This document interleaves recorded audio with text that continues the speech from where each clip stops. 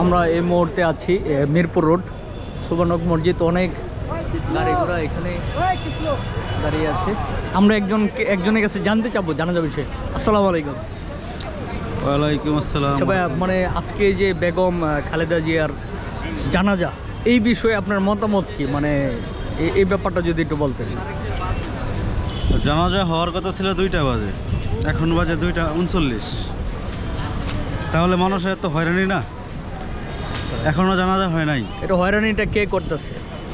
এটা হয়রানি কে করতেছে? যারা ওই জানাজার কমিটির সদস্য যারা আছে, হয়তো তারাই এটা সমস্যার সমাধান পারতেছে না। 2টা জানাজা হওয়ার কথা, এখন বাজে 2:39-40 বাজে। তাহলে এই যে এত গাড়ি ঘোড়া, এই যে মানুষজন, এগুলো মানুষজন হয়রানি না? মানে এটা কিরকম হওয়ার দরকার ছিল এরকম, আপনি যদি একটা বলতেন। মানে জানাটা কিভাবে হইলে ভালো হইতো? এটা টাইম, আসলে টাইম অনুযায়ী জানাজা শেষ করার প্রয়োজন ছিল এবং মাইক দেওয়ার দরকার ছিল। মাইক দেওয়ার প্রয়োজন ছিল।